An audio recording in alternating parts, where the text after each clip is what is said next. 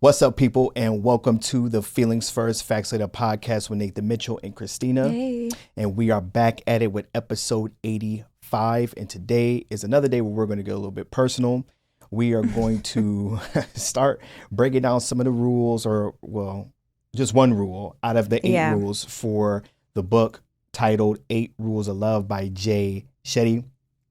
But before we get into that, we do want to just freestyle for a little bit and warm up before we just go. And then I don't know if we want to say, just in case people didn't listen to the last episode, like we were recommended this book by our therapist. Correct. So we started reading it. You're more far along than I am. Way far. Really far. Almost done. You're almost done with the book. And you almost started. Listen. I have some things going on that stop me from reading. Yes. But yes. So we were going to do like a full book review. We were just kind of talk overview about it and then how it applies or how we're seeing that it's applying to us or what we're taking from it personally. Yeah, our personal experiences. Because this is a really good book. And like I mentioned in the last episode, this is a good read, in my opinion. And I don't want to take away from the book, and I don't want to butcher any words or whatever his point may be. Yeah, and I think people are going to take what they're going to take out of it. They have to read it. Right. Yeah. But there are a couple things that that I thought were interesting from each rule, and that I thought that it would be a good little discussion that her and I can have with you all, the audience. I guess to kind of give you all a little bit more about us, and as well as just kind of getting I guess a kind of decent understanding on where the book's trying to take you as a reader and how it can help improve your life overall. Right. You know, and before we get into it, because I do want to address some of the monkey stuff before we get into this. But while it's fresh on my mind, you know, I was talking to someone about this book, and one of the things that they told me immediately was, how hard can love be? Like, love should just be this simple thing. Someone said that? But not that they were saying like, how hard can it be? Like, it's this easy thing. But it was kind of along the lines of, it should be easier than. Are they in a relationship? What it is. No. So it should be easier than what it is, and we're overcomplicating. That's such a thing. misconception. That's the problem. Right. Yeah. And I really didn't get too engaged with them, and because I just was like, hey, look, you should just read the book because it's a good read, and it's really going to help you, not only for you, but also help you for you with someone else. Because yes, love should be this thing. And when we oversimplify things, we go, yeah, it's just easy as just being vulnerable, being open, and just treating someone right and loving them and yada, yada, yada. But there's a lot more to it. Well, humans are way more complicated than that. Exactly. It'll almost be looking at someone that's overweight and saying, just eat less. Duh, and you'll lose weight. Right. Okay, yes, there is truth to that. Yes. Calories in versus calories out. Right. If you do it's eat math. less, you will lose weight. However, we need to figure out, why are you overeating? Right. We need to address any anxiety, addiction, trauma, the fact that you have to use that for comfort and yada, yada, yada. And then self-esteem and feeling like a failure or point of no return. You know, like there's a lot that could go into it. Not saying that everyone that overeats has all those things, but there might be those elements that are involved. So it might not be as easy as saying, calories in, calories out, just eat less. Well, how do we get there? Same with love. Yes, love should just be this thing where you open up your heart to someone and they open up their heart to you, and then you all are able to have this bond together and live happily ever after. And you might face some issues, but you all are able to talk and get through it and yada, yada, yada. If you just listen. But there are a lot of things that need to take place first before you can get to that stage, because it is not this easy thing. Right. And if it was easy, things wouldn't look the way that they look today. This is the first book that's talking about this kind of stuff. Yes, it might be the first book that has broken it down into 8 rules and the way that he does. Exactly. Yeah. But this is not the first person that's wrote books on love. I mean, we had a little book review all about love by Bell Hooks, which is not close to this, but she did a really good job at breaking down traumas and past life experiences and how that affects you today and how that affects your relationships tomorrow and yada, yada, yada. But this book is a good guide and not the only way possible to get through things, but it is a good guide to help you. And, or let you finish. No, go for it. No, I was going to say that what that person said is a big reason why love doesn't work out for people, because when you're faced with obstacles and you're like, wait a minute, love shouldn't be this hard. Correct. This isn't the right person for me. Next. Correct. And that's one of the main issues with that mindset. Right, because it's supposed to be easy. So clearly I don't have chemistry with this person because I'm... That's a lie. Right. Now, obviously, we'll talk about it later. We'll get into it. Right, and this is not our way of saying that you should tolerate the bullshit. Correct. And you That's should what I was going to say. Abused, which he did mention that a lot in there in this book. Anytime he went into topics that talked about being in troubled waters with your partner, how he always said not talking about abuse. If you're involved in abuse and there's this hotline, yada yada yada, you could call. Right. And this is what this looks like when it's in a healthy relationship versus this is what this looks like when it's in an abusive relationship, like what conflicts look like, one versus the other. So yes, this is not our way of saying, yes, you should just take the punches and roll with it. No, not the literal punches, but it's not as easy. And I'd argue that nowadays it is even harder to, I guess, find that space to be in love. But even though it is harder to find that space to be in love and stay committed, which is where I was kind of going with it, and I just my mind's going a million miles per hour. Even though it is harder, I do think that it is more valuable and it carries more weight than it ever did before. Yeah, because we're getting deeper now. That and I think that, and we mentioned this in a previous episode, way back.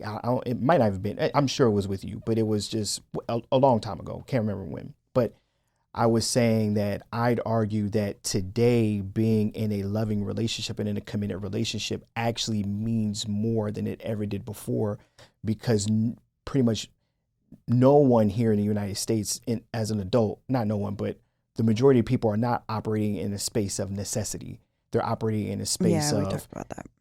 I want you versus I need you, right? So even when I'm in a room with people that are older, they're in their 70s, 80s, 90s, and they've been married for 50, 60 years, which is something that we're probably not going to see a whole lot of coming from our generation or the next generations moving forward, right? Because it seems like the numbers are dwindling. Those people were operating out of necessity.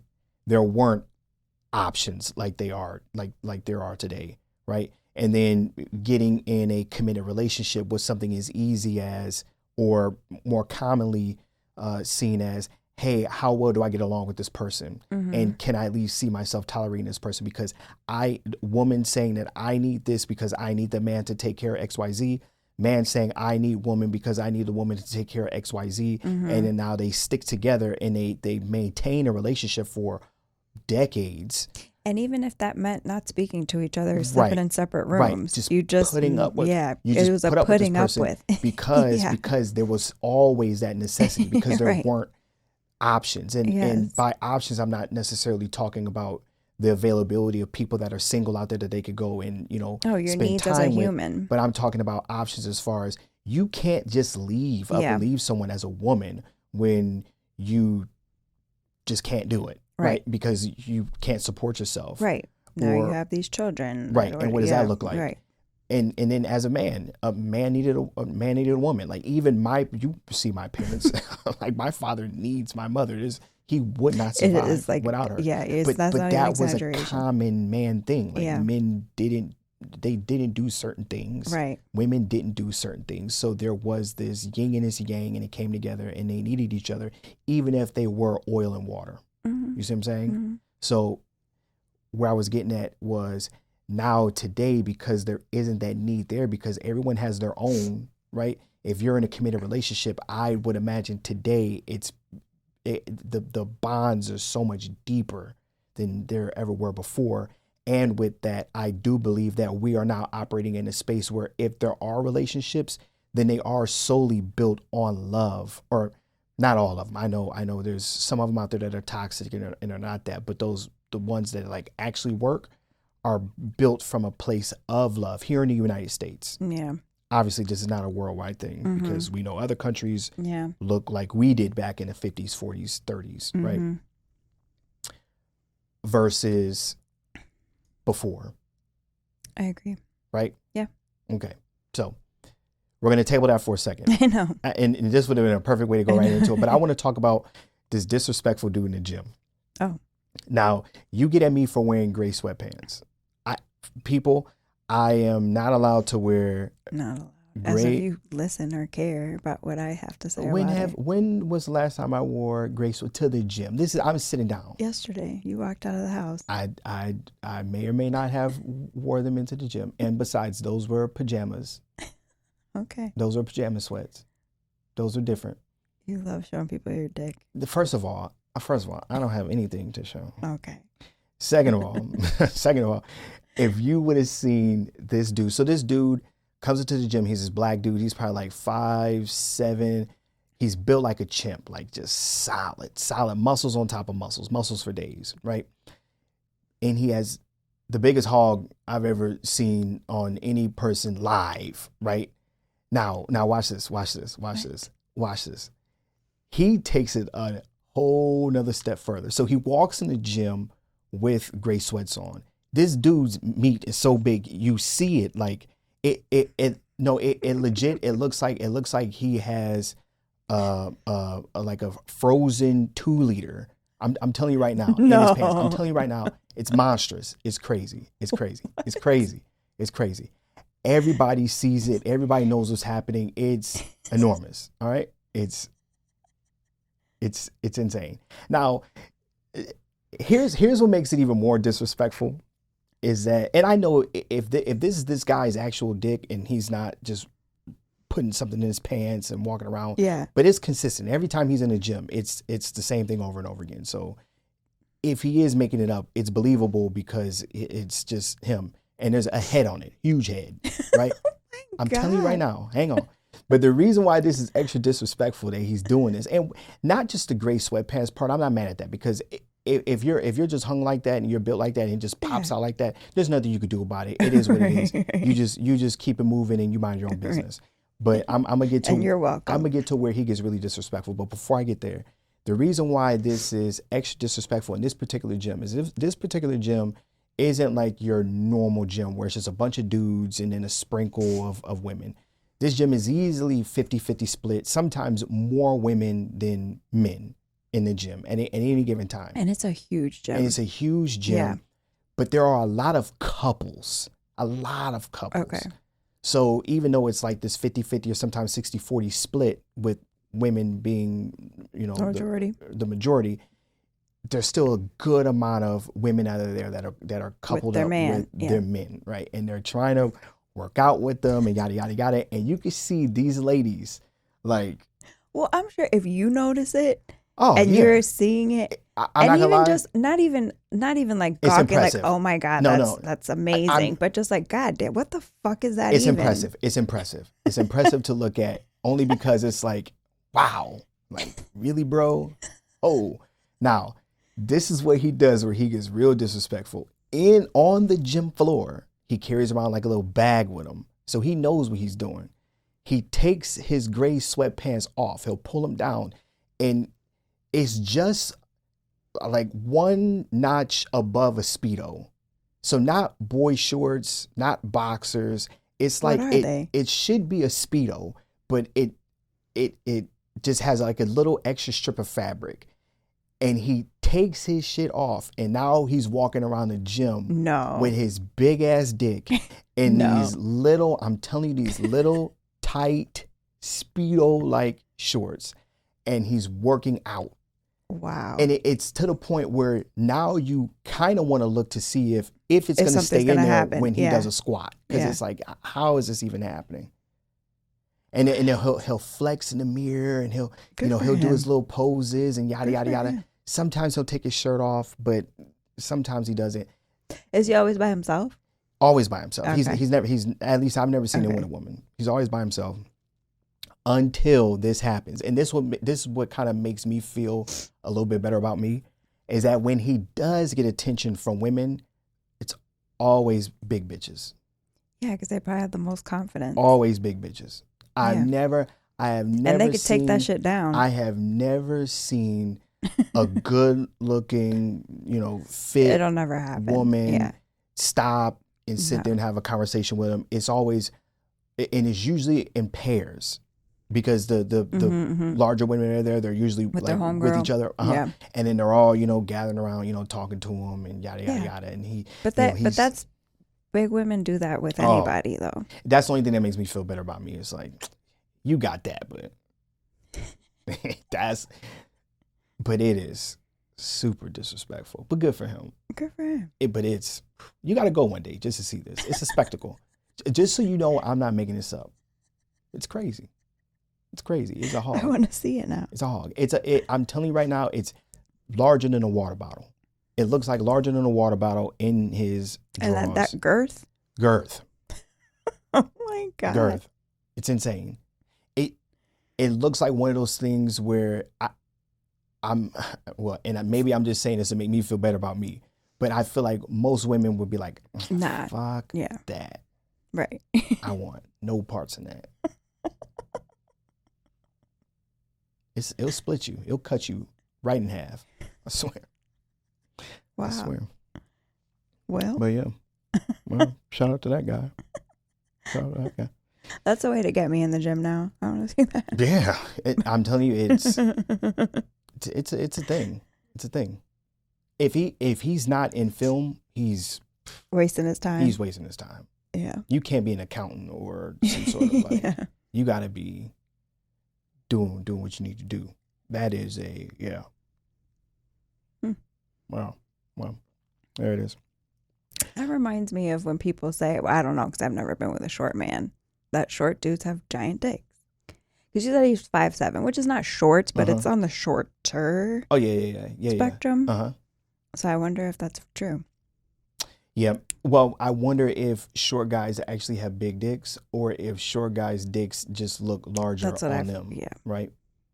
Because it's like if you put an 8-inch penis on Shaq, it's going to look small. Right. But that's 8 inches. But I think that's solid. Well, but I think, size is size. It's like if it's that big on a little person or a big, Wait, say that again? Like, what do you mean? If it looks bigger, it's still, if it's big, it's big. No. But sometimes it's about perception. I don't know. Again, if you took an 8-incher, right? A nice girthy 8-incher, and you put it on a dude that's 5'6", 5'7", it's gonna look massive. No, I get that, but it's still. There's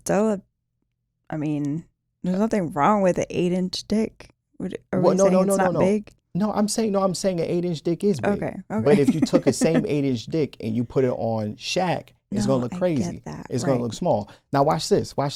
If you took a 6-inch dick and you put it on a 5'6" guy, it's gonna seem bigger than a 6-inch dick. Yes, but if it's 6 inches, it's 6 inches. Well, I know that.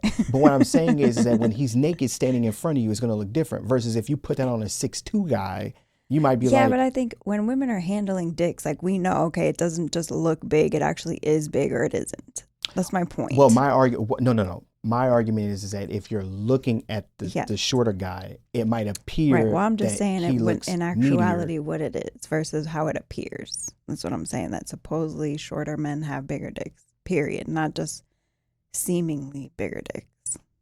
This reminds me of there's a picture of Andre the Giant holding a can of Coke, and it looks crazy. It looks like a tiny prop. Yeah. But then like in the video, you see him pass it to someone else, and it looks like a magic trick, just because perception wise, like his hands are so massive. I don't know. That well. Why do you take a poll? What?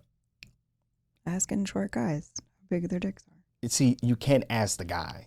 Guys will lie. Right. I know that. That's what the poll should be. The poll should be first of all, ladies should just report their findings. Right.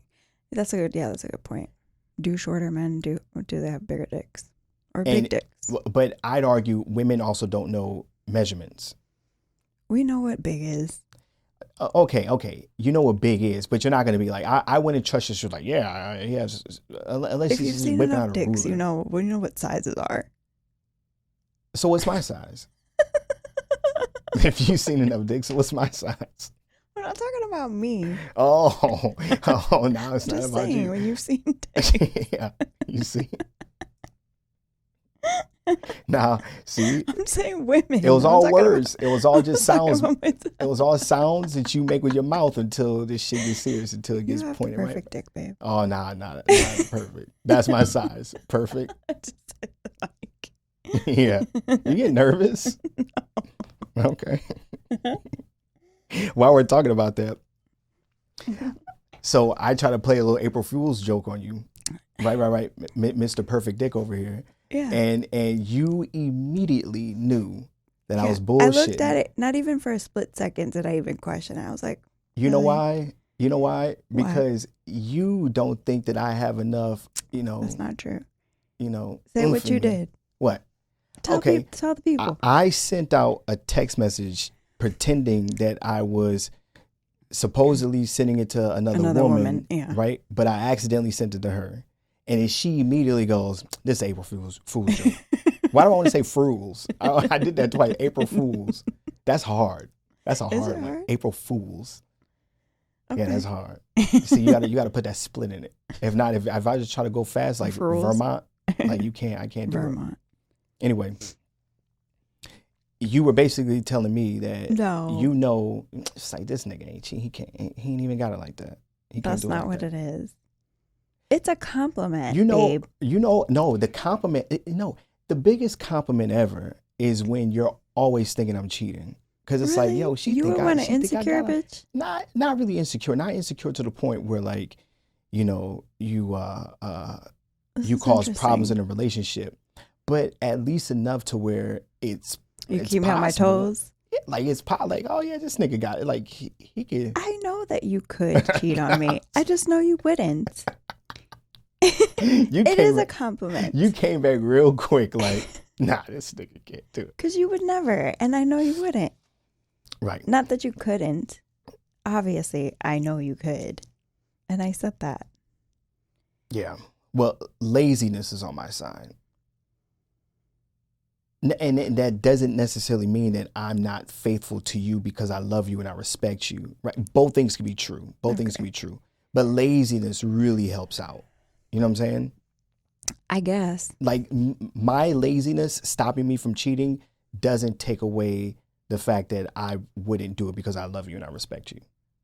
It's just there. It's a package. That doesn't help. You don't think that both things can exist? No, that didn't help at all. Why does one have to take away from the other? Because, and it doesn't mean that it's me. It just means that you're lazy. It's you, but I'm also lazy. No. And what I mean by that, people, is my laziness would make it even harder for me to cheat because it's just too much work. Having to talk to somebody and,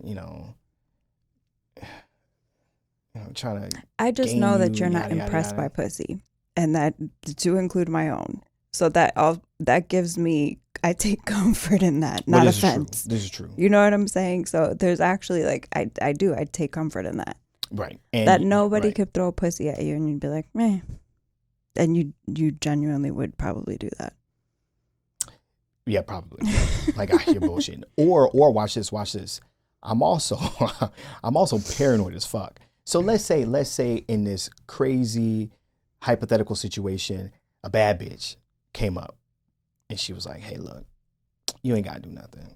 Just come over and just split me wide open. You know what I'm saying? I first tell her I ain't splitting shit. It ain't happening. It ain't that kind of party. But in my brain, it would be a setup. Like if someone DM'd me, I'd be like, man, this is a fucking. Yeah, it probably is. You created an account. Yeah, and it probably is. You did something or something. And you also say all pussy's the same. So then there's that too. Well, there's context to that. There's more context to that. Not much. Well, we don't have to go there.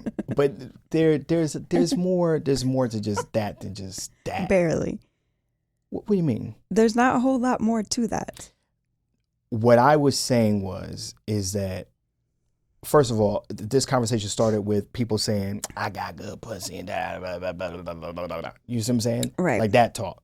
Then I go, like, what the fuck does that even mean? You see what I'm saying? Like, yes, okay, there's the princess pillows and there's women that like to ride dick. There's women that just suck dick horribly. There's women that, that can do a damn good job, right? Yeah. Let you know that she hates her father, all that good stuff.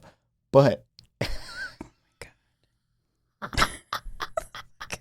I'm not going to say it. I'm not going to say it. I'm not going to say it. It's all close on the reality.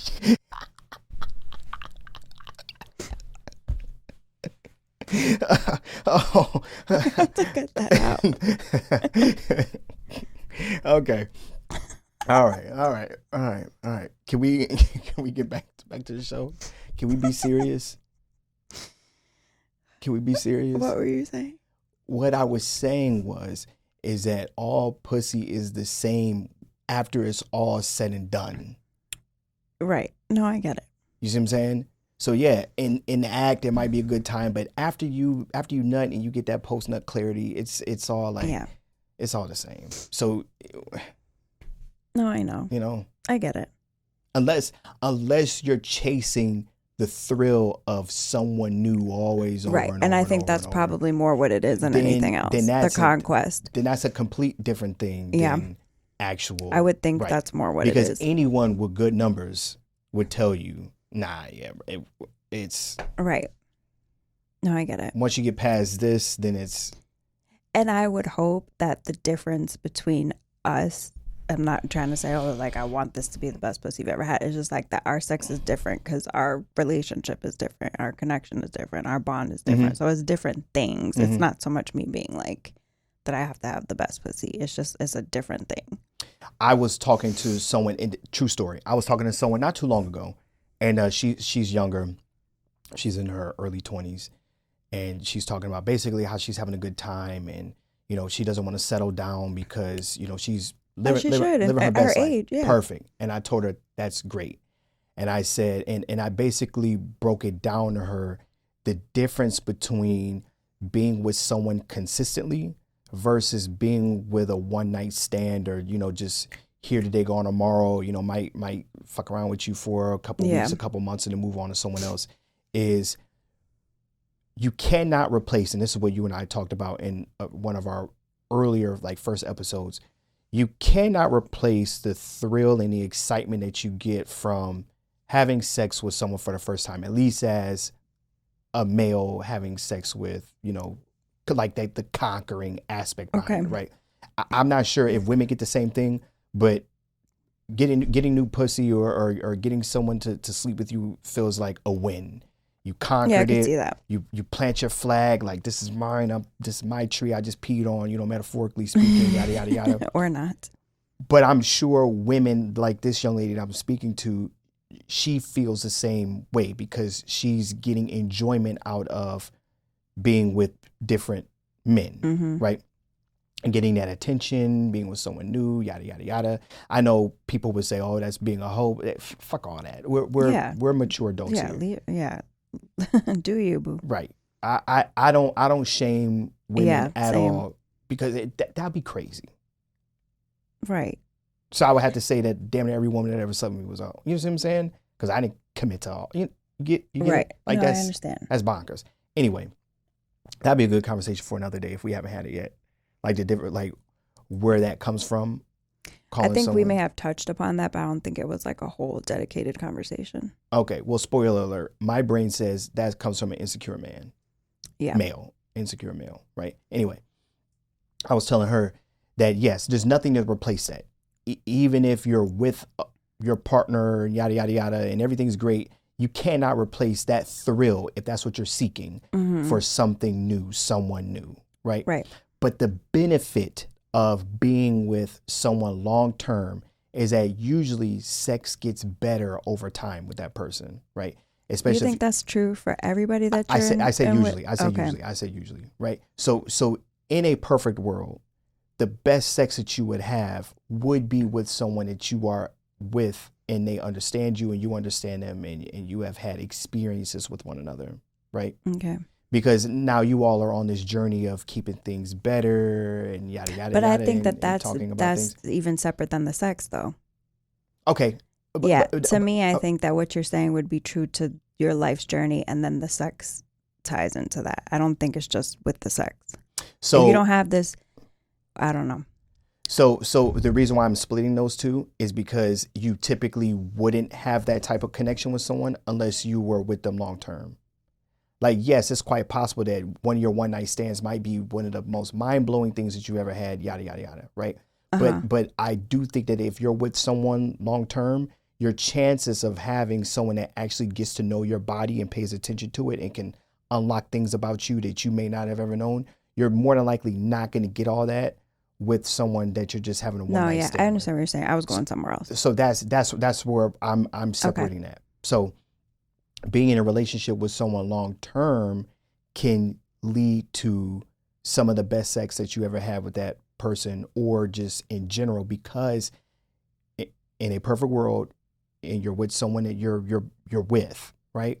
You're gonna have conversations. You're gonna unlock things of, about yourself, and they're gonna find out things about you, and they're gonna listen to you, and sex is just gonna get better. And then you could get to a point where you have this deeper connection with the human being, right? Where one of, some of our sexual experiences have been where it's something out of this world. Right. But I'm saying that I think that doesn't have to do so much with the actual sex as it does have to do more with our relationship. I see what you're saying. Yes. I see what you're saying. Because I don't think that just because you're with, because I'm talking about you and I, we've both been with other people long term. Mm-hmm. I'm not going to sit here and say that I've had that same type of sex with people that I've been with long term. But it's also because my relationship looked different. I don't know if that was the case for you, whatever. But I'm saying, like, for me, I feel like it has more to do with our relationship than the actual sex. Right. The mechanics of it. You knowing my body more. To me, that comes from our relationship before it comes from just the sex, is what I was saying. I get it. I think we're saying the same thing. I think you just added a whole different layer to it. Right. Because what I'm saying is that you're not going to get that from a one night stand. You're not going to get that from multiple hookups. You're going to get that from someone that you decide to spend time with and you build a connection with. Yes. But just because you build what you're saying is just because you build a connection with that person, or you're with someone long term, or you're with someone long term, that doesn't necessarily mean that you're always going to get those outcomes. Yeah. No, I agree with you. But what I'm saying is, and what I was telling to this young lady is that there is a different level of sex that can unlock when you're in a committed relationship. Right. But enjoy this while you can. Correct. Not to say that I'm sure this isn't great and she's having a great time, but it could be great in ways that you couldn't imagine because it wouldn't exist without that connection. Right. I get it. Yeah. We're on the same page. But yeah. So April Fools, I found out about myself that my woman doesn't think that's not true. It's even an option for me. So shout out to all the guys out there that you got to stay committed, and your woman knows that you will, because you have no choice. So you have no choice. There's that. One thing that I do want to talk about before we get a little bit more serious, and this is just going to be a quick thing, but the last episode we were talking about people that monetize off of gifts and things like that, or memes, and how does all that work? So when I looked it up, supposedly now it's not an easy thing to do anymore to make money just purely off the gift for the meme, because of how the internet works. And it was at some point? At some point early on, yes, people were able to monetize easier off of just that particular product. Okay. Right? The meme or the gift. And usually it was the person that made it. Okay. Now, I'm sure, let's say someone made a meme about you. Let's say they clipped something about you and they made a meme about you and they made money off of it. Then it will be then up to you to then possibly sue them for using your likeness and yada, yada, yada. And, it's just what all that looks like. But now that they've become such a culture staple, things like any platform that uses a meme or a GIF, basically has you surrender your rights to monetize off of it because you're using our platform in order to, big yourself up. You see what I'm saying? It's almost like,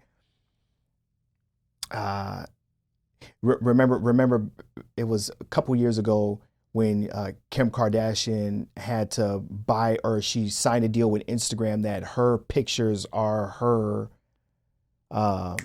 intellectual property. Yeah. Kind of like that. So for the majority of people out there, you put something out on Instagram, you put your photos out there. That's no world. longer your Yeah. IP. That's for the world. Yeah. So basically they treated the memes and the gifs like that. So basically if you put it on their platform to be used by other people, it now becomes their IP. Got it. Okay. Pretty much. I see. Now, because I didn't get the answer that I wanted, which was also, how is the woman, was it Sweet Brown, Sugar Brown, what's her name? I don't know her name. Damn it. The woman that said, ain't nobody got time for that. Her.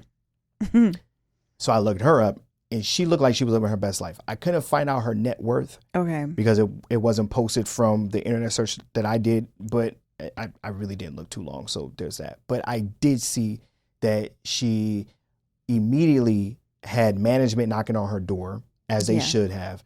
And they had her doing commercials. They had her doing TV spots. Fucking funny. I forgot that she was on Tosh.0. So she was making money off of that. Good for her. And off of her thing, she broke her addiction. So now she's living a clean life. At least she was as of when that news article was posted. But yeah, she's making money off of that. So I'm not sure how much money she made off the gift and the meme, but she was able to make money for herself because of her going viral, because of the news article that was put out and had millions and millions of views, and then the songs that were remixed and yada yada yada. She was a hot thing at the time. I don't think now. So I much think now, that kind of her little 15 minutes of fame is up, but there's that. So that was me following up with the facts on the feelings that we had on the previous episode. So let's get into it. Wow. We burnt up a good amount of time just bullshitting, talking about nothing. How much time was that? 40 minutes, about 40 minutes. It's a long time. If I don't, depending on what gets clipped out. You know what I'm saying? I think that's, no, okay, all right. So we are going to talk about The 8 Rules of Love by Jay Shetty. Again, this is not going to be a full-on book review. This is just going to be us sharing what we thought was kind of important from the chapters that we read. Not to say that there aren't more important things, just kind of things that stuck out to us. And we are going to briefly touch on how it affects us personally. Right, or has affected us. Has affected us personally, right. So rule number 1 out of the 8 rules is let yourself be alone. Now, I know that might seem a bit counterintuitive to some people when you're talking about love, because typically love is at least with 2 people at least coming together, forming a bond, yada, yada, yada, building trust, all that good stuff with one another. However, it is very important that before you decide to go on a journey of loving someone else, you should take the time to love yourself first. Right. Right. And go on a journey of self. Right. Go on a journey of self, which is what this rule is talking about, is let yourself be alone. Get comfortable with being by yourself. Get comfortable with who you are. Love yourself. Respect yourself. Understand what your values are. Understand what your purpose is, which is a really big one. And this is actually something that I would hear a lot from like dating coaches and those red pill kind of guys out there. One of the things that they really preached about, but they, as far as from what I've seen, and I really didn't spend too much time actually listening to these guys. I just kind of just saw like the clickbaity, quick little 5-minute snippets here, whatever there. But one of the things that I did hear quite often when those gentlemen were speaking was your purpose. For the guys out there, especially, to find your purpose. If you find your purpose and you focus on your purpose and you get your money and you're fulfilling everything about yourself, all that is going to be let out to the world, like that's going to resonate to the people around you, and they're going to feel that, and they're going to understand, be attractive. Right, and that's going to boost up your level of attractiveness. Plus, if you have money because you're involved in your purpose, whatever your purpose may be, then now there's also going to open up a whole new door, a whole new window of opportunity of women that might end up coming your way. But they were doing it from the angle of find your purpose in order to find women, as opposed to finding your purpose in order to love yourself, in order to be able to then allow yourself to love another individual. Right. And find the right partner. Right. Yeah. Exactly. Not just people to fuck. Exactly. So that was one of the big points that the biggest point that I got from this was finding your purpose and being actively involved in it. Now, this chapter actually did a really good job at not only hitting on how you can better yourself just for you, but also how to better yourself and then better express and communicate yourself to your partner if, in fact, you are in a relationship while reading this book. Right. So to do that step even when you're partnered already? Correct. Okay. Correct. Yes. So this book actually does a good job at speaking to people that are single, right, looking to possibly get into a relationship in the near future, or in the distant future, or whatever getting maybe out of a relationship. You're getting out of a relationship. Yeah. And it also does a good job at helping people that are currently in a relationship and want to build on their relationship and improve some of the things that need improvement in the relationship. Because I took the first rule more like he was speaking to single people. Okay. It wasn't just for single people. Okay. So right. I know it wasn't, I guess, but I took it more like it was. It could apply more, obviously. Well, and I think you and I don't know if we talked about it on air, but we also talked about it but we certainly talked about it off air, is that some of these rules felt like it didn't apply to us because of where we were in our relationship. Yeah. But then like later on, like the latter rules felt like that they were really, I feel like to now I'm getting into things that are speaking to me, and then I think will tie into us. Like now, I think I'm on like rule 4. So before I get any further about hitting some of the other bullet points that I have here, when it comes to the purpose, do you feel like you found your purpose? I feel like I have before, and then in moments in time, I feel like I'm living my purpose, and then that's evolved. Okay. And to be honest with you, like today, I was not the actual day today, but like in these times where it's like I'm about to be 40, that's a thought that's been crossing my mind where I feel like I don't know anymore. Like I feel like I need to find my purpose or find a new purpose, to be honest with you. Like I have felt like I have had my purpose figured out in the past, but I feel like I'm different. Yeah. These past few years, especially. Yeah. I'm in the same boat where I felt like that I found my purpose as far as my job and just where my position is in my personal life and the people that are around me. But more recently, I'm feeling like I'm just a hamster in the wheel. Right. And I feel like I'm just not that I feel like I'm not doing my purpose, but I feel like I'm doing something that is keeping me in place, and there's something else for me out there that I can't really put my finger on it yet. I agree. But I'm not lost. Like I'm fine. No, I agree. You see what I'm saying? Yes. I'm not miserable. Yeah. I'm okay. I make, good enough money. Right. I want to make more, but that's only because I always want more. Right. I'm not the type of person to settle, which I think also plays a role in why I feel like that I haven't found, not that I haven't found my purpose, but I feel like that there might be another one out there that better suits me. Right. And that's just because of, I feel like my journey itself is this, I don't feel like I would ever be the type of person to sit down and be like, this is it, and this is what I'm going to be, and this is what I'm going to do until the days are done. Right. So, yes, I do not feel misguided. I do not feel lost in the world. Right. I agree. But I certainly do feel like that there is something else out there for me, and it's close. and I'm getting there. Right. I just need to spend a little bit more time on figuring out what that is. But with me, I guess you could say being quasi lost or whatever you want to call it, I do not feel like that it has a negative impact on my life and how I view myself, and it doesn't affect the relationship. Right. I would be lying to you if I said that I don't have my down days. You know, like there are some days where I feel, I guess you could say depressed, only because I feel like I'm supposed to be doing something more, right? Like I'm meant to be doing something more, something different.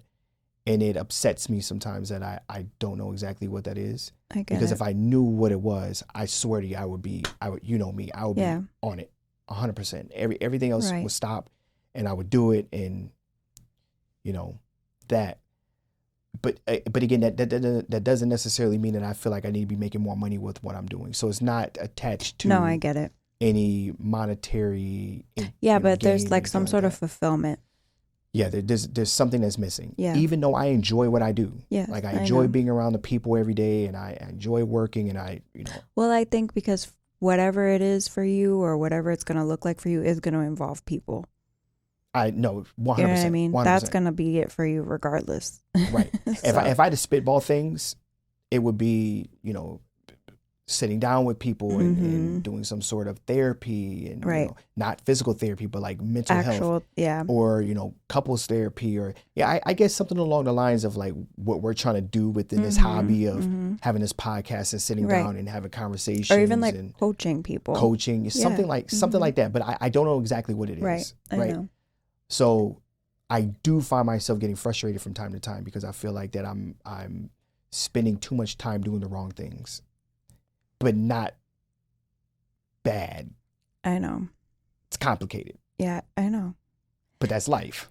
Right. And then I also feel like if you look at, I'm speaking about myself, if I look at my life from a bird's eye view right now, like my life looks crazy. So many different things are happening in so many different areas of my life that are just wild. But I feel like it's things being removed, people being removed, things being revealed to me. That's going to in turn help me figure out like what's next for me. Like that's genuinely how I feel. Yeah. It's like so much chaos, but it feels almost like a forest fire has to like burn everything and get rid of everything for like something new to grow. Like that's how my life is feeling currently. Yeah. Yeah. For me. Actually being on the outside looking at it, and I'm not really the outside because I'm in the trenches with you, but on the outside looking at it, it does appear that yes, things are the things that might have been holding you back or holding you down. Things are getting really real for you right now. Because I don't want to say the wrong thing, but no, I know. But things are just getting really, really real for you right now, and but it might be for the better in the long run.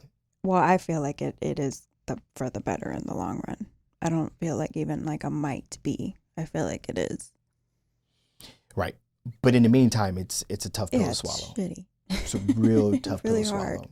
But it's medicine, so it's going to make you feel better. But it sucks going down. Right, but to answer your because it's not sugar coated. No, we're not even in. This is a big ass potassium right in pill. The fucking face. yeah. No water. Take this shit down right now. No lube. That's what it feels like. But yeah, I get it, and I wonder how many people honestly feel that way too. And then to add, like I feel like if I look at my life has felt like different lifetimes within my lifetime. Like my life has looked so different in the past 20 years.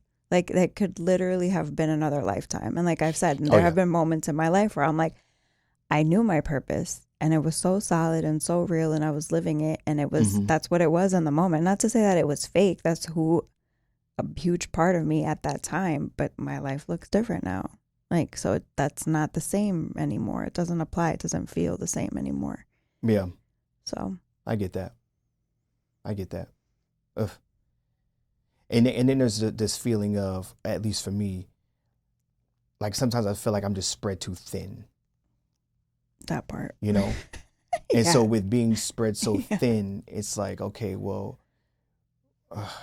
like where, if there was something else out there for me to grasp, like how do I segue into that? Without just completely, you know, cutting things off. Yeah. And focusing on that and waiting to see what happens with that. Right. You see what I'm saying? No, I get it. I understand. Yeah. Well, that's the warrior's journey, right? Yeah.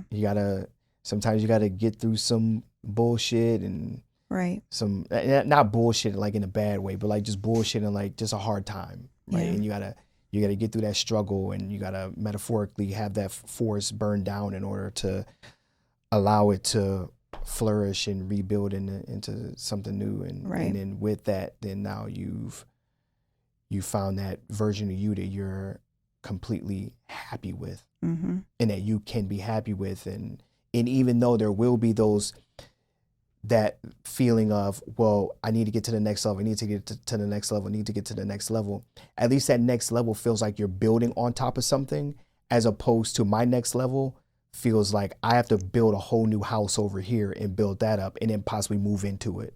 You see what I'm saying? That's how you're feeling? Yeah. Because I feel like where I am now, as far as career and the things that I'm doing, I don't feel like I feel like I'm serving the purpose that I'm supposed to be in right now. Right. But there's another place that I need to be. I get it. I just don't know where that address is. You see what I'm saying? Yeah. So, but I'm hoping that when I do go over there, and even though I do have this insatiable appetite of, you know, being a better human being, right?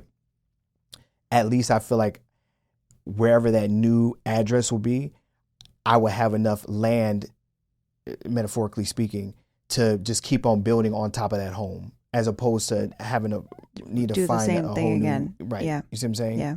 Because everything that I want to do and build on will be there within that field, within that scope kind of thing. So, but still looking. So, yeah. All right. Did you have anything else that you wanted to for that rule? No. Just for that. Just for the thought of purpose before I move on to another bullet point. Maybe a little bit, and I don't know if it's specifically this happened to me today. Like I woke up, well, from really not sleeping all night long because the baby was up every 2 hours. But one of the 2 hour stretches, I woke up, she was still sleeping, and I came upstairs, and I actually had like time to myself. And I sat down. I haven't done this in a long time. I did some stretches, and then I just did like a meditation. It was like 10 minutes. I just sat with myself. And like, I recommend people to do that as often as you can. Something happens when you just sit with yourself in silence, even if you have 5-10 minutes, like things can come to you in that space of silence that wouldn't be able to come to you any other way. And sometimes even maybe your questions about purpose could come to you in moments like that.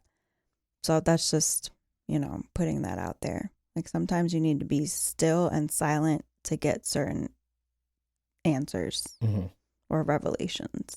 So I'm glad you said that, because I legit had on the next bullet point was spend time alone. Really? And that was one of the things that he talked about was just spending that time alone. And it doesn't have to be a whole lot of time. And I like how he said alone time isn't loneliness. There's a difference between loneliness and solitude. Yeah, he did say that. He did say that. Yeah.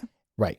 Because that was one of his big keywords. I didn't have it written down here, but that was one of his big keywords throughout this rule number 1. And then throughout the book was practice solitude. Not being alone. And just understanding the difference between the two, which if you pick up the book, you can find out, which we don't get paid or anything like that. Sponsored. I just really think that it's important for people to actually read the book, and as opposed to just taking what we say as cliff notes. Because different things are going to resonate. Right. Yeah. Right. To everyone. So, yes, spend time alone. And he was saying it while you're doing that, make sure you're not doing anything that's distracting you, as far as you're not spending your time alone with a YouTube video or anything like that. You're actually spending time alone, unless the videos and information that you're bringing in has to do with your purpose. Right. Then he was saying that doesn't count as a distraction. Right. Right. So yes, your phone might tell you spent 8 hours on YouTube today, but if it's 8 hours of finding out how to get better at audio and yeah, but I think he did also kind of say just like actual time no without anything distracting you. I kind of went off because I'm just an ADD kid, but but yes, take the time. I want to say he said like 5 or 10 minutes. It doesn't have to be a long time. Yeah. And you spend it with nothing, and you just listen to your breathing and whatever it may be. Sit with yourself. Mm-hmm. Yeah. So another thing he said that's kind of along the lines of knowing yourself is also knowing your values, mm-hmm. right? Like what are the things that you value in life, right? And it's not just materialistic things, just like I think values, quite like the morals, contrary. ethics, values, right. like that type mm-hmm. of value thing. And when you're in a committed relationship, after you know and you understand your values, it's important that when you're with someone that you express your values and you take time to know your partner's values, mm-hmm. right? So it should go without saying that if you are in a relationship and you're going to be doing the work on yourself, it's important that you make sure that your partner is doing the same amount of work. And I say that because it would really help the two of you at least be on the same page with things and understanding things. Like if you just came to your partner and you're like, hey, what are your values? And they're like, well, where the fuck is this coming from? Then at least you can tell them, hey, I'm working on myself, yada, yada, yada. I'm reading this book.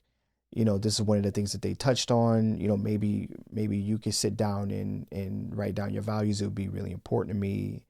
And that way I can know about your values and we can have these type of discussions and I can better understand and see if they align. And then if they don't, then you need to talk about that. Right. Right. And even when they don't align, it's important that you respect their decisions mm-hmm. and you listen and you understand. And if there is going to be conversation in regards to my values versus your values, don't let it be a debate. Like you're not trying to change the person. Right. Or you shouldn't be. No. Right. Which I think a lot of people do try to do that. Right. Because you feel like, well, mine make more sense. Or the way you're doing that is wrong. Right. Or how you see that. Like we could see that better. 100%. And the idea of it would be have a discussion to gain a better understanding of the person that you're rocking with. Yeah. And then that will also help you find out if this is someone that is important to me and someone that I really want to keep in my life, yada, yada, yada. Or it might help you come to a better understanding of why do we keep on having issues here? Yeah. Because things are off between the two of us, because I now have a better understanding of what my values are. I have a better understanding of what their values are. And then now we can actually figure out a way to make things work a little bit more efficiently. Right? Yes. So another thing would be set goals. Mm-hmm. One of the things that he said was very important, and I guess this kind of goes also along with the idea of understanding your purpose, is to set goals. And not only setting your goals, but if you are in a relationship with someone else, share your goals with your partner. That way everyone is kind of on the same page as far as what's going on. And then make sure that you are actively participating in your goals. Mm-hmm. Did I say that right? Yeah. Actively participating in your goals? Or like working towards your goals? Working towards your goals, yes. Actively working towards your goals. Because this not only helps you because you're working towards your goals and you're staying committed to your purpose and getting things done and yada, yada, yada. But it also shows your partner that you take them very serious, right. And it will help them take you serious as far as your goals. Because a lot of times someone that you're with might hear your goals, but if they don't see you doing anything with it, then to them it's just sounds that you made with your mouth, and now you're just saying things. Not to say that you're just talking shit and you never follow through with things, but if they don't see it, then your perception is that you have these goals, but you're obviously not worried about them, or you're not too concerned about them now. Right.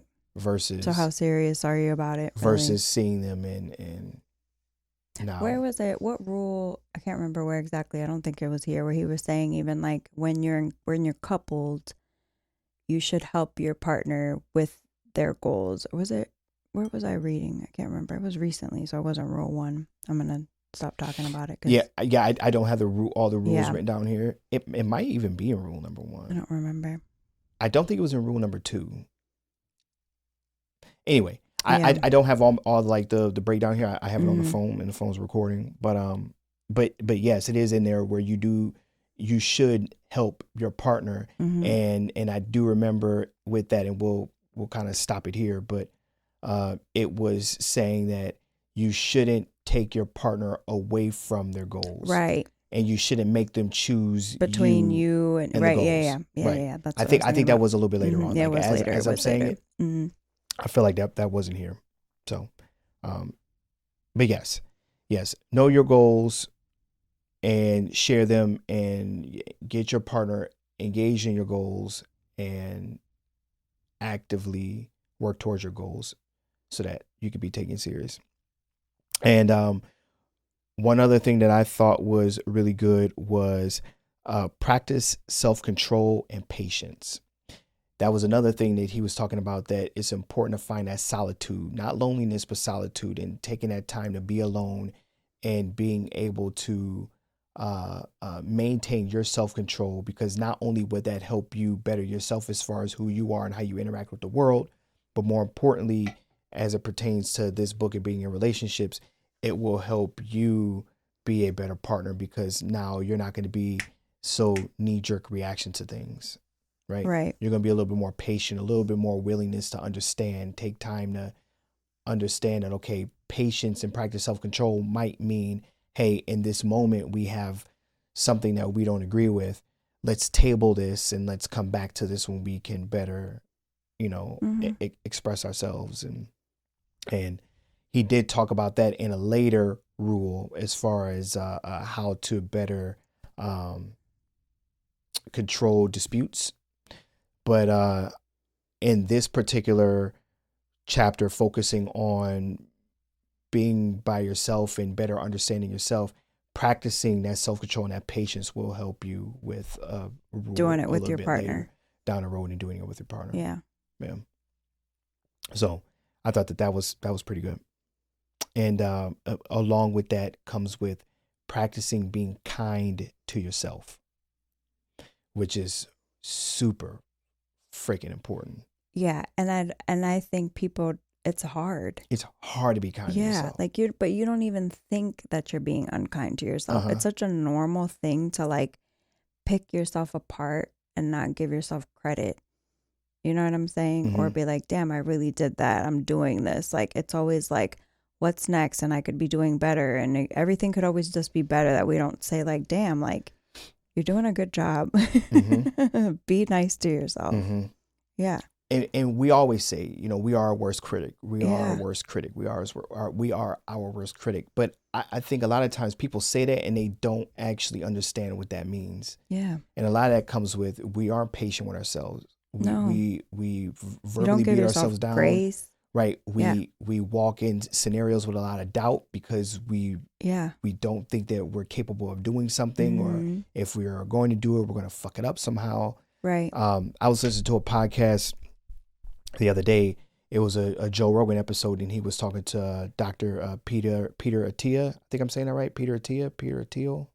Is that the book you got? That was a book that was, I think it's Attia. Anyway.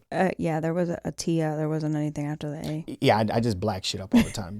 So I add things. So I second guess everything I say because I feel like something's missing at the end. Yeah. But he was talking about how he used to beat himself down. Peter used to beat himself down as far as criticizing himself whenever he screwed up. So he read a book that was saying that instead of coming down on yourself whenever you fuck up, he said you should pretend that you're talking to your best friend when they make a mistake. Right? So he used this analogy where he was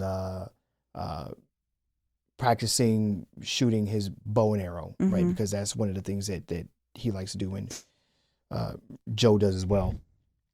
But he was saying on the days that he's just not hitting it right, instead of saying, you stupid, you fucking suck, and gosh, like, really? Come on, bro, like you could do better than that. Instead of doing that, then say to yourself, hey, maybe today's just a bad day. It is windy today, so maybe that's throwing you off a little bit, right? If you're talking to your friend, maybe you have a lot on your mind, maybe you're just tired, you didn't eat properly or sleep properly last night. It's okay, man. Look, we all have our bad days.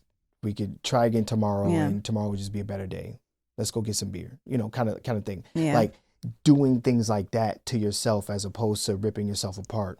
That reminds me too, when people say, talk to yourself look at yourself as if you were the child version of yourself. Like, would you talk to you as a kid that way? Mm-hmm. You know what I mean? Right. Like, and that's another way to look at it. Instead of ripping yourself apart. Right. Yeah. Yep. Yeah. So there was one thing that you pointed out. Yes. So after that, he talks about a whole self. And I'm going to read what it says because it's good. Okay. We've been trained to look for our better half or someone to complete us. Does that make us the worse half? Does it mean we're incomplete without a partner? So he's big on like this whole idea of like, you don't go into a partnership looking for someone to complete you. Mm-hmm. Like you each need to be whole first by yourselves, and then you come together. 100%. Saying also, he said, like, you should go into a relationship and journey together, like journey life together, not make somebody your life's journey, which a lot of people do. Right. And that's a problem. Right.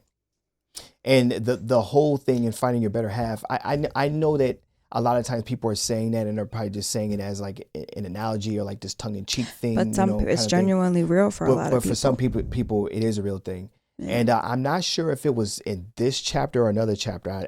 I hate that we're bouncing around, but it's like when you sit there and you read something, it's kind of hard to like remember sometimes. Where it was, and it all kind of comes together because this book does a good job at making things all come together, mm-hmm. right? Which is kind of what it's about. Yeah.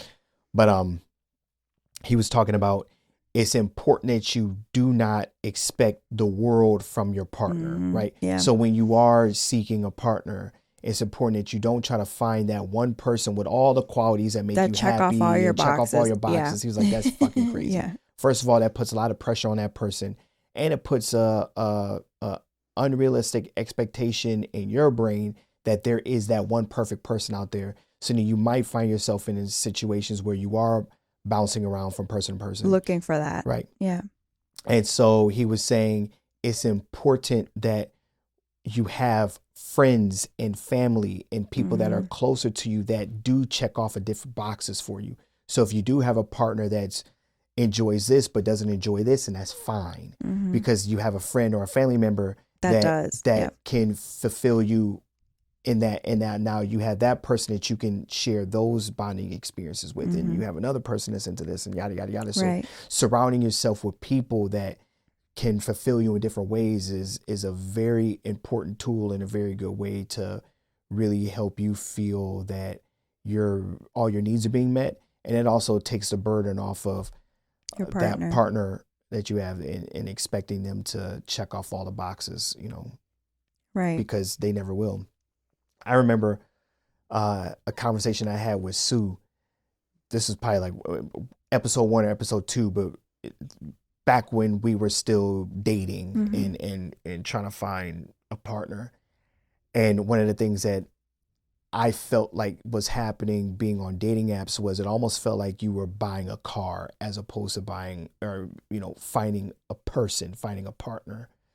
Because the more time you spend on these apps, I felt the more time you spend on these apps, the more you actually stop seeing people as humans and start seeing people as things, right?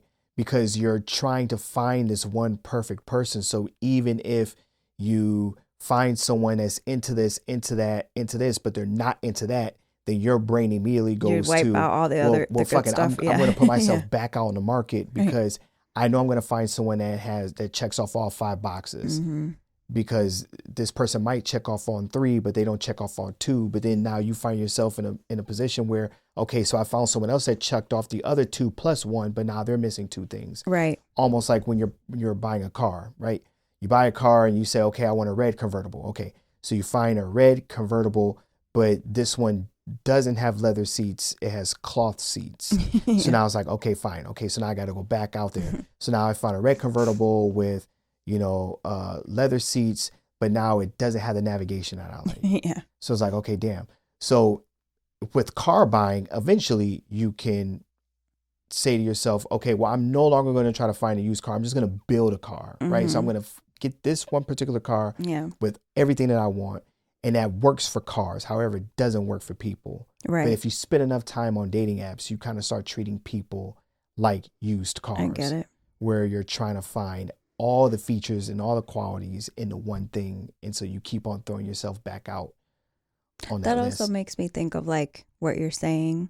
Sometimes we have to ask ourselves, why is that important to us, really? Right. And I think that ties into going back and looking at your values and understanding, like, why is it important that you have leather seats? Is it really that important? Or did you just grow up and your parents had cars with leather seats, so you think that's what you should have? Correct. Like, that's a big one, too. Sometimes we think things are really important and we don't even understand where that's coming from, and if it's really important to you, or if that's just what you saw, you know what I'm saying? Or that's just what you see out in the world, or that's what your friends are doing, or that, you know what I'm saying, sometimes. And that's why I think it's really good that he says you need to get clear on your values, because what is really important to you, and not only just what, but why.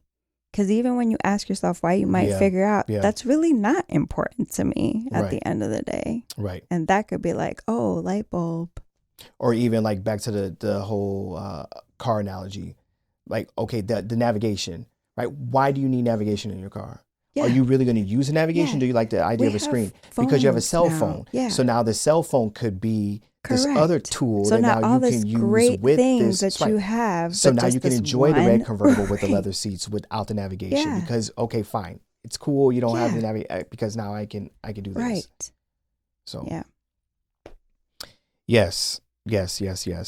And that was one of the big things that you and I touched on early on in our conversations. I want to say probably like within our first two conversations, because our conversations were, I wish we still had that. On the app? Yeah, I wish we still had all that. Because like the good thing is we did most of our talking through our phones, so it is in there. But like, yeah, I think about that too. Like, what the fuck were we talking about on the app? It was deep. It was deep. Good it was deep conversations from the very beginning. on the app. But I wonder if we get back on the app, would it be on there? You just want to get back on the app. Get back on the app. No, I really would like to see if it'd be on there. It probably gets rid of it after a certain time, right? It gets rid of it. Yeah, because that's just holding up information. I don't think so. And you know why I say that is because I deleted that app and I got back on it and I feel like I had to start all over. Yeah, I don't think my account, right. When did you delete it and get back on? I deleted the app before I met you, and I got back on, and that's when I met you. Don't start shooting me. Anyway, but yes, one of the things that we were talking about early on, which kind of had to do with this, but we obviously didn't use these words, was or the words that Jay used. But what we were talking about was we didn't want someone that needed us. We wanted someone that wanted us. Like we thought that was very important. And this is something that we were talking about in the state of mind that we were in when we were dating way before picking up any of these books. And so I think that's what really helped our relationship out early on, is that we kind of set the tone like, look, I'm solid. I don't need anybody. I'm fine. You know, I got my own shit. I'm taking care of my own shit. I'm fine sexually. You see what I'm saying? Like, all of my boxes are pretty much checked already. I just want to do this with someone else that's fun to be around and a good time and all the other things, and we could just better one another, not because there's something that's missing, but because we just better one another, because we challenge one another. Right. You see what I'm saying? And you want to. And we want to. And that's kind of how we approached our relationship even early on, which ended bad for a couple months because we just quit talking to one another for for a while. But but yeah, that was when I was reading this, I was like, oh, okay, well, we were kind of on the right page without even knowing that we were actually on the right page. But I think one thing that really helped us is that, like you mentioned before, is that we have lived so many lives, kind of thing. Yeah. And being older, I know that for someone that's out there in their early 20s, mid 20s, or even late 20s, you know, having that level of understanding of yourself is a really, really hard thing. I think it's possible for a select few people, because there are some people who are just ready for that. Mm-hmm. But I think as a whole, that's really hard. Yeah, it's really hard. And even for me, like speaking personally, early 20s, I was a knucklehead. I didn't know what the fuck I wanted to do. I joined the military. You know what I'm saying? Like that's how lost and confused I was. I joined the military. I wasn't a military guy. Like I wasn't the type of guy I was like, oh, I can't wait to join to serve my country and blah, blah, blah. I just wanted to get out of Ohio, you know, Cleveland more specifically. And you had a way to do it. Yes, that was the easy way to do it, right? It was a way to do it without failing, because I can't fail. At least for 4 years, I'm safe. I'm taken care of. As long as I listen and do what I'm told, I'm good to go. And I'm going to get a paycheck every 1st and 15th, and I'm going to be have food provided for me and shelter. So I'm fine. At least for these 4 years, I'm good to go. So from 21 to 25, I didn't know what the fuck I was. And then I got out the military. I didn't know what. Now I was like, I had to do this. I'm becoming an adult all over again. So it just felt like just hitting the reset button, and now you really got to figure it out. I probably didn't have it figured out until probably like early 30s. I think that's normal. And even then, that's me looking at myself. Like that's me seeing who I am today and looking like back. The hindsight. Because more than likely what's going to happen is that I'm going to be in my mid 40s and I'm going to be like, now. Damn, 36-year-old me thought he had it figured out. On episode 85, he was talking about how he had it, he possibly had it figured out, and he was, clowning his early 20s, but shit, mid 30s, that guy didn't know what the hell he was doing. But I think that's normal. 100%. Yeah. And that's the thing, the hindsight, right? Hindsight looks really scary when you look back and you go, oh, nothing's changed. Right. Yeah. Like that's where you should go. You need to sit down and be like, wait a minute. I need to reevaluate a lot of things. Yeah. It's pretty bad. It's pretty bad. Is there anything else that you wanted to touch on before we get out of here? With chapter 1, or not chapter 1, rule number 1, because I want to say it's not broken down that way. I think in one of the chapters it's like 2 rules are on one chapter. Rule number 1. No, not really. You know what? Like, I guess a little part of me wonders, like, this is great. Like, he's married, but he used to be a monk, and he talks about that. Yep. And he had a book prior to this, which Rhonda actually recommended to me before, but I never read it. Okay. That's supposedly really good. It's called Think Like a Monk, I believe. Okay. And all of this sounds so much easier when you are just a single person initially, where you can do these steps and figure yourself out. Then ideally you find a partner after you've figured out your values and did all of these things you should have done when you were alone. Then my mind goes to like, I had a kid young. Before I even knew who I was raising another human. So there's like a part of me, I really need to sit down and like take inventory of like, I have to do things a little bit differently, or I would have had to have done things a little bit differently, even with this information, when it's just like if your priorities are different. So I think there's that too. Like, this is great, but sometimes you're going to have to navigate it depending how your life looks. Right. You know what I'm saying? Like, that's just what crossed my mind. Like, it's not always that simple. No, I think that there is there's, in my opinion, I think the best way to go about this would be to do your journey yourself and then get into a relationship. If you can do it. If you can do it. But there is some beauty in you going on a journey of self and your partner going on a journey of self and you all are doing it together. Yeah. And there is that growth there. Yeah, I agree. See what I'm saying? Because it would be very limiting to you, which would be, it would be in your favor because now you're better equipped. And whenever you do find love, it would be from a place of not really impulsive, but from a place of sound decision making, and it's probably of a better quality. But you're also going to be doing yourself a disservice if you, and by disservice I just mean because your dating pool is probably going to be limited. But if you did all this work by yourself, right, and then now you're going out in the dating market, you're going to find out that you're going to be disappointed. Yeah, you're going to be disappointed in a lot of people. It took me a long time to get there, but you're going to be disappointed in a lot of fucking people because you're going to be looking at people from the lenses of almost like you're looking down on them emotionally. Emotionally. Because you're going to be like, oh, you haven't done the work on yourself yet. Right. And now you're going to spot that. Self-aware. So that's going to help you because now you're not going to really get into relationships that are that could end badly because you're now seeing that this other person didn't work.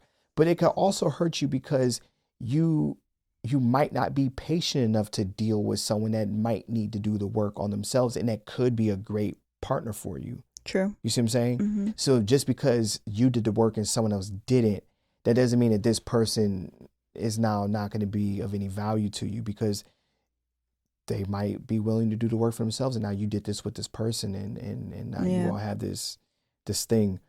But just as a human being, I could just see a world where if you're reading this book and then now you're emotionally on a higher pedestal than someone else, or you're just above most people, you could find yourself having a harder time in the dating pool, with it being as hard as it is already. Right.